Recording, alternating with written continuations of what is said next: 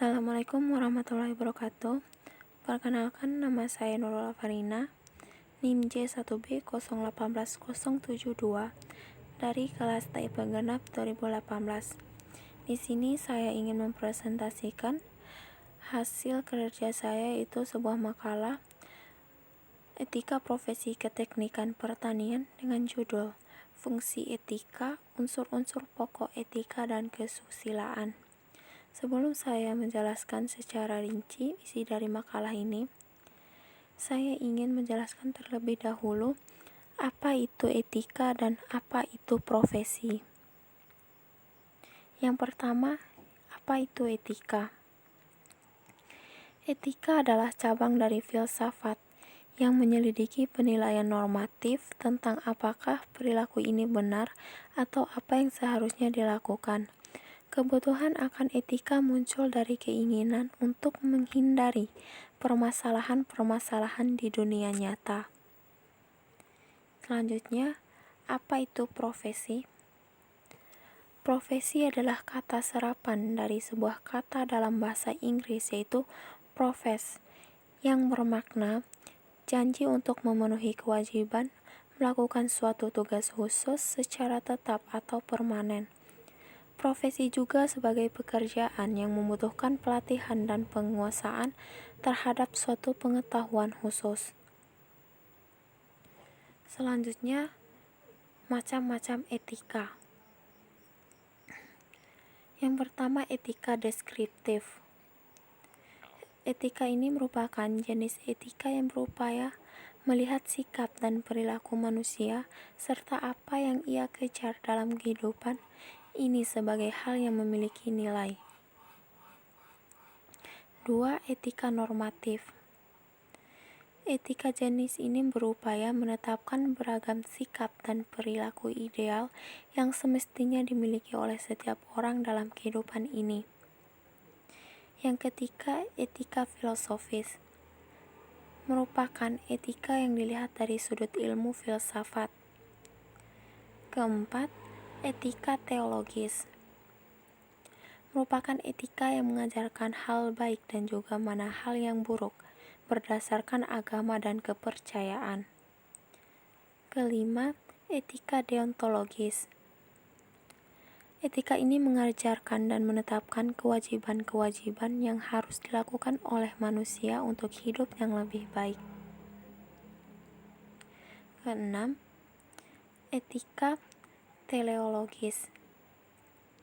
Berbeda dengan etika deontologis, etika teleologis lebih memandang bahwa tujuan atau dampak atau efeknya yang diukur baik buruknya sebuah tindakan.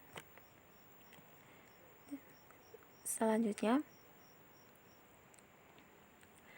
selain pembagian etika di atas secara umum, etika juga masih dibagi lagi menjadi dua bagian, yaitu etika umum dan etika khusus. Berikut adalah penjelasannya. Pertama, etika umum.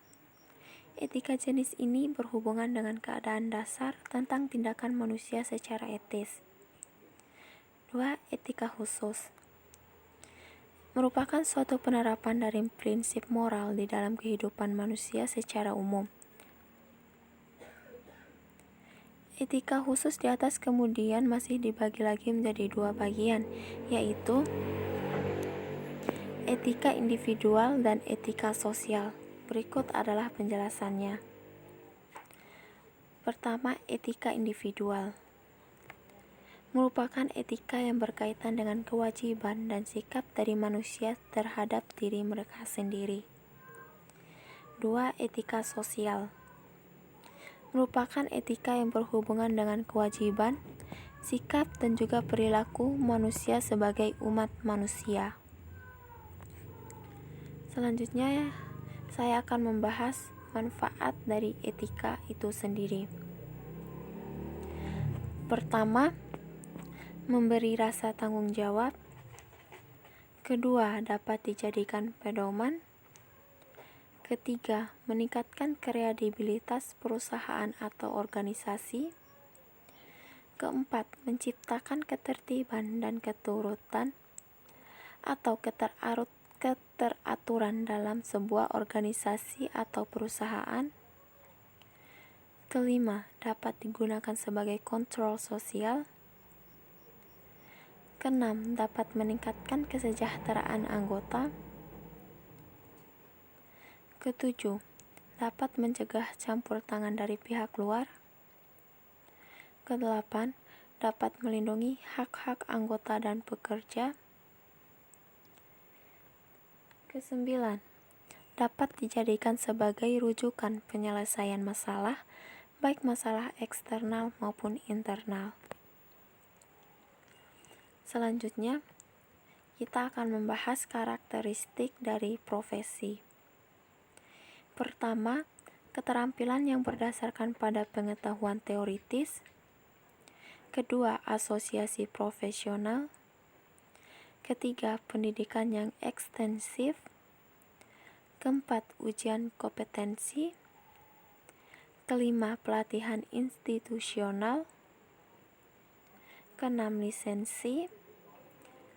Ketujuh, otonomi kerja. Kedelapan, kode etik. Kesembilan, mengatur diri. Kesepuluh, layanan publik dan altruisme.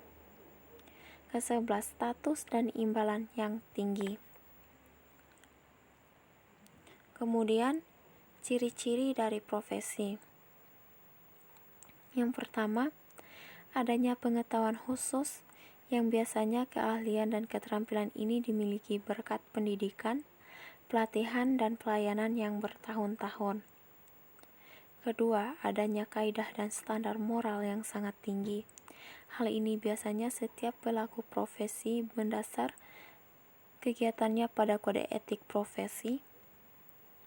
Ketiga, mengabdi pada kepentingan masyarakat, artinya setiap pelaksanaan profesi harus meletakkan kepentingan pribadi di bawah kepentingan masyarakat. Kelima, adanya izin khusus untuk menjalankan suatu profesi. Keenam, kaum profesional biasanya menjadi anggota dari suatu profesi. Selanjutnya yaitu prinsip-prinsip dari suatu profesi. Yaitu pertama, prinsip tanggung jawab. Tanggung jawab dapat diartikan sebagai kemampuan dalam menanggapi dan menyelesaikan pekerjaan yang dilakukan. Kedua, prinsip otonomi.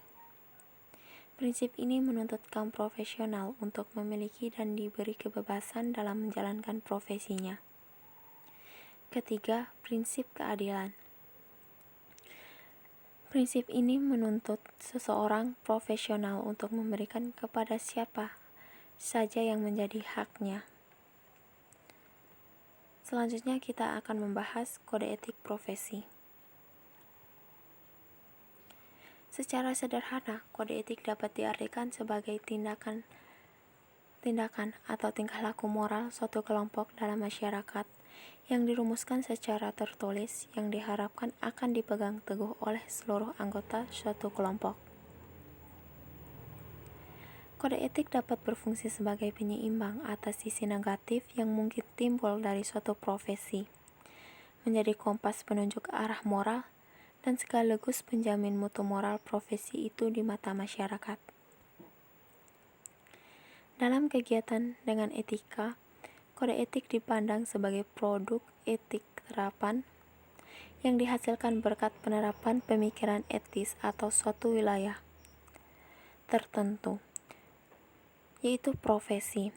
Kode etik merupakan perwujudan konkret dari pemikiran atau prinsip etis yang relevan dalam suatu profesi. Sebagai insinyur, untuk membantu pelaksanaan sebagai seorang yang profesional di bidang keteknikan, supaya tidak dapat merusak etika profesi, diperlakukan sarana untuk mengatur profesi sebagai seorang profesional di bidangnya berupa kode etik profesi. Fungsi kode etik. Kode etik profesi itu merupakan sarana untuk membantu para pelaksana sebagai seseorang yang profesional supaya tidak dapat merusak etika profesi.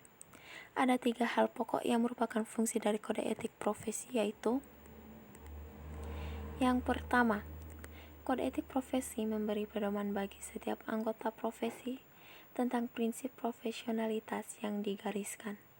Maksudnya bahwa dengan kode etik profesi, pelaksana profesi mampu melakukan atau mampu mengetahui suatu hal yang boleh dilakukan dan yang tidak boleh dilakukan. Kedua, kode etik profesi merupakan sarana kontrol sosial bagi masyarakat atas profesi yang bersangkutan. Maksudnya bahwa etika profesi dapat memberi suatu pengetahuan kepada masyarakat agar juga dapat memahami arti pentingnya suatu profesi, sehingga memungkinkan pengontrolan terhadap para pelaksana di lapangan kerja atau kalangan sosial. Ketiga, kode etik profesi mencegah campur tangan pihak di luar organisasi profesi tentang hubungan etika dalam keanggotaan profesi. Arti tersebut dapat dijelaskan bahwa para pelaksana profesi pada suatu instansi atau perusahaan yang lain tidak boleh mencampuri pelaksanaan profesi di bidang instansi atau perusahaan. Sekian yang dapat saya sampaikan, lebih dan kurangnya saya mohon maaf. Wabillahi taufiq wal hidayah. Wassalamualaikum warahmatullahi wabarakatuh.